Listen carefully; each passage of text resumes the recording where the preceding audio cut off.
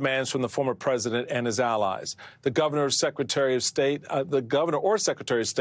might have refused to certify an election or issued conflicting claims. A state legislature built in Trump's image could have tried to toss out the results and appoint their own electors. A lot to what Donna was just saying about letting them go full MAGA. Talk about the danger these individuals pose if they win in November.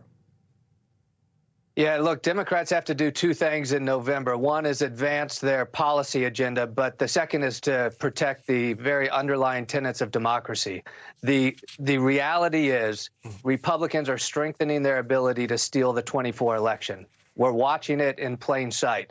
Their elevation of candidates in Georgia, Arizona, Pennsylvania, and other key states who have professed not just a denial of the outcome of the 2020 election, but have professed a willingness to use the levers of state government, where the administration of elections actually occurs, that they would be willing to do that to essentially reverse the will of the people. That is theft of an election, and that is what the Republicans are architecting right now. The danger is exceedingly real, and so not only should all Americans be talking about it, it is tough. Democrats really have to take that message to the voters, but also realize that that might not be the most important issue for the voter today, unfortunately, but they're the firewall to protect our republic in the November elections. So, David, I'm going to stick with you a little bit more because I want to dig down a little bit deeper in some of the work that you're doing out there in this space to sort of create a new lane, if you will, to sort of combat this kind of MAGA control of our state legislatures and government.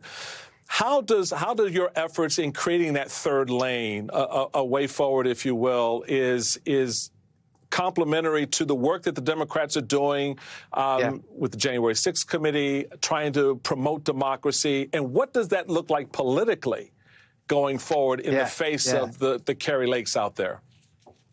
Michael, that's a great question, and thank you, because a lot of times people say, look, if you're mobilizing the independent space, you're going to be a spoiler somehow, and depending on where you sit, you might see it being spoiled one direction or another. What I would suggest to you is this. 40% of the country today says, I don't see myself in either major party. That is the voters speaking, not David Jolly speaking. What we also know is in 18 and 20, you saw a coalition of disaffected Republicans, independents, and soft-leaning Dems work in coalition with Democratic voters to say we're going to stop Trumpism. And what I would suggest is that broad consensus within the independent movement is part of the pro-democracy coalition. Now, here's the important thing. It's just the reality of 40% of the voters speaking. They don't see themselves in today's Democratic Party. And perhaps that's okay. That's a question for the Democratic Party, whether they want to expand their tent or not. But what I would suggest is this is a coalition that is working. And so rather than the Democrats be worried about independents mobilizing, maybe recognize that this mobilization was there in 18 and 20 to help keep the Republic and keep that Democratic voting coalition together. That's where I see the independent space playing in 22 and 24. So, Donna, as a partisan Democrat in a positive way, how do you begin to assess what David is saying here about this opportunity where you've got 40% of voters out there saying they don't want to identify with either party, and what that may mean for Democrats like yourself in trying to combat this MAGA creation out there? Well, first of all, I think it's important to recognize, and this is especially true in a number of swing districts and states, is that the Democratic Party actually does have a very, very big and expansive tent that was proven in both 28 and in 20. The other thing that I would say is that I know David and I are both part of, very expansive groups that include Democrats who are progressive like I am, and conservatives and everybody in between, former elected officials who are about the business of protecting democracy. We agree that we don't have to agree about a whole bunch of other stuff, but we do need to agree about protecting the Republic. And I think that is where these various currents really come together. And I think that there are plenty of Democrats who are partisans who recognize that as an opportunity, both an electoral opportunity, but also the real opportunity to forge these coalitions so that we can do just that, and that is protect the republic.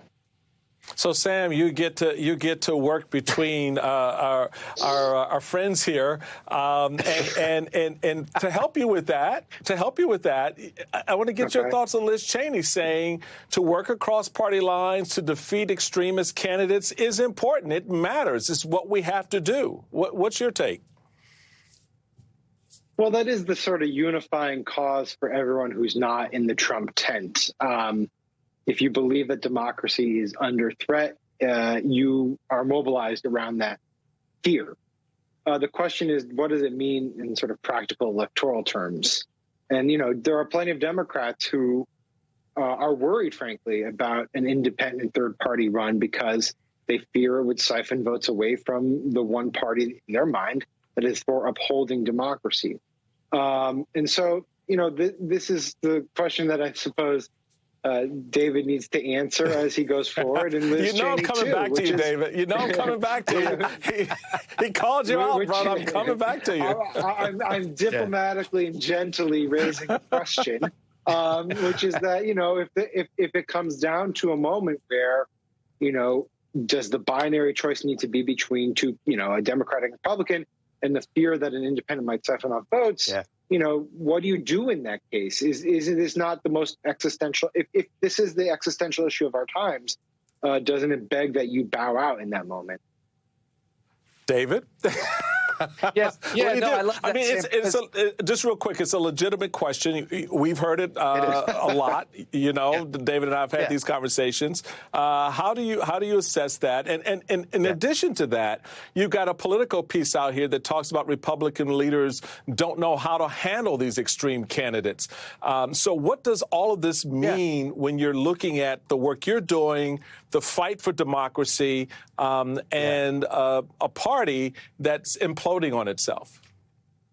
Yeah, look, we call it the spoiler question, right? If an independent is in a race, then does that spoil the election for the better candidate? And what I would suggest that I personally am involved in is nothing related to running a presidential candidate. It's actually, I do think people deserve more than just two political parties. And so could there be an effort to build a durable, viable, sustainable minor party in the United States? And that means running candidates for mayorships and town supervisors and state legislative offices. I don't think more choice in those elections is a threat to democracy, as some have suggested it. And I would say I'm personally not going to play a hand in having a spoiler candidate for a White House run. I have no interest. You will see establishment groups, I would say, with inside the Beltway that plan to do that. That will be another group that probably does it. But here's the final point I would offer on this, and it is important. Look, ideology has a strong home in the major parties, and that's fine. But any notion that a minor party might arise and be a threat to democracy, I would suggest for the 40% who can't see themselves, it is because look what's happening to Manchin and Sinema.